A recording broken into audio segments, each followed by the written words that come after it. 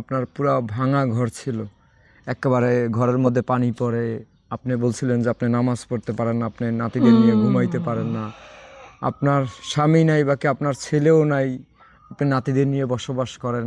দিন মানুষে একটু সাহায্য করলে সেটা দিয়ে আপনার সংসার চলে, ইনকামের কোনো মাধ্যমও নাই। তো তখন আপনার ঘরে পেছনে একটা ভাঙা ঘর ছিল।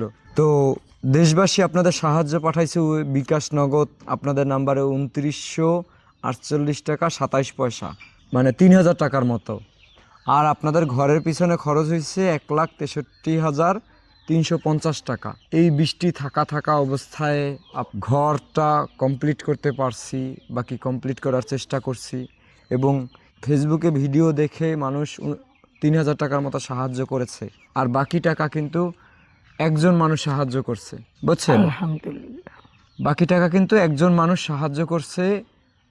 বলতে পারেন ওই যে 1,60,000 টাকার মতোই সাহায্য করছে। তো আমি একটু জানতে চাই যে এই ঘরটা যদি আপনার ছেলে উঠাইতে চাইতো, বাকি আপনার ছেলে যদি এই 1,60,000 টাকা জমাইতে বাকি ইনকাম করতে আপনার ছেলে বেঁচে থাকলে আসলে কতদিন সময় লাগতো? এটা কি 1-1.5 বছর ছাড়া পারতো না। 1-1.5 বছর ছাড়া পারতো না? না, তো আপনার আমার ঘরে খাওয়াইতো না, টাকা জোগাড় করতো, তৈছে না ঘর ধরতো রে বাবু। সেটাই তো, সে তো ওই হাল চাষ করার মেশিন চালাইতো, ট্রাক্টর নাকি জানি, ওই যে ধান ওই মাটি যে ভাঙে, জমি চাষ করতো। জমি চাষ করতো। তো তার ইনকাম অল্প ছিল। সংসারের তো চালান লাগতো, তৈছে না, ইনকাম করতো, তৈছে না। তো সেই তুলনায় তার সংসার চালাইয়া এই ঘর করতে আপনার যে 1-1.5 বছর যাইতো। এর থেকে যাই হোক 1-1.5 বছর, সেই 1-1.5 বছরের কাজ আজকে আপনার সন্তান তো বেঁচে নাই। না, আপনার সন্তান মারা গেছে সাপে কামড়ের কারণে। আপনি আপনার নাতিদের নিয়ে জীবনযাপন খুবই দরিদ্রভাবে করেন। আপনার আরেকজন সন্তান, সে আপনার প্রায় এই যে 3000 টাকা বিকাশ নগদ রকেটে নাম্বার দেওয়ার পরে, ফেসবুকে আপনাদের নাম্বার দেওয়ার পরে সাহায্য আসছে। বাকি যে ধরেন 1,60,000 টাকা, সেটাই আপনার একজন সন্তানে দিচ্ছে। আলহামদুলিল্লাহ। ভালো বাঁচিয়ে তো গলায় বাঁচিয়ে রাখবো। তার উদ্দেশ্যে কি আপনার বলার আছে?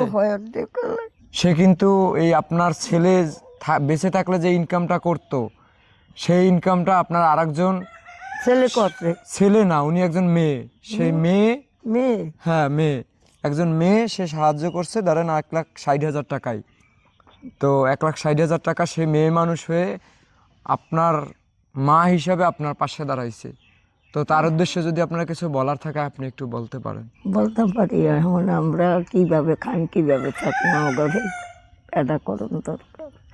এই নাই না করলে 2 বেলা ভাই 1 বেলা তো 2টা ডাইল ভাত খাওয়ার বাবা। আমরা বুড়া মানুষ খাই না, খাই এই বাচ্চা তো এখন চাই না। বাচ্চারা কি পোষণ, এই তো অসুখ বেড়াম হয়, ওই টাকা কইতে দিয়ে কি করি, মানুষের দিকে চাইয়াতে যার মনে ভালো লাগে 10 টাকা দেয়, যার ভালো লাগে না দেয়। মানুষের লাগে জোর আছে না, বল আছে, আমার আছে, করার কিছু নেই। তো এই ঘরটা মানে যে আপনি পাইছেন, আপনার সন্তান নাই, আপনার অনেক সন্তানের মাধ্যমে, বাকি এক সন্তান বাকি কয়েকজন সন্তানের মাধ্যমে উপহার পাইছেন। এই দিয়ে আল্লাহর কাছে লাখ শুকরানা। এটা উপহার পাইছেন, আপনি হয়তোবা নামাজ পড়ে ওই যে আল্লাহর কাছে চাইছেন, আল্লাহ হুকুম করছে, সেই মাধ্যমে কিন্তু আমাদের আশা।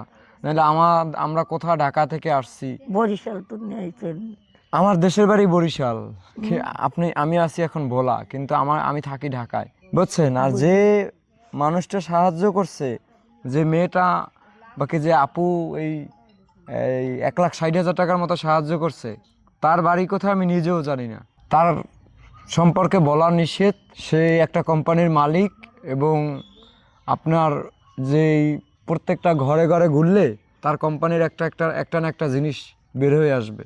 অনেক উপর লেভেলের একজন মানুষ আপনার ঘর করার জন্য এই সাহায্যটুকু করেছে, তার জন্য দোয়া করেন। এবং যারা এই 2 টাকা একজনের সাহায্য পাঠাইছে, তার জন্য দোয়া করেন, সে যেন আগামীতে আরো সাহায্য করতে পারে।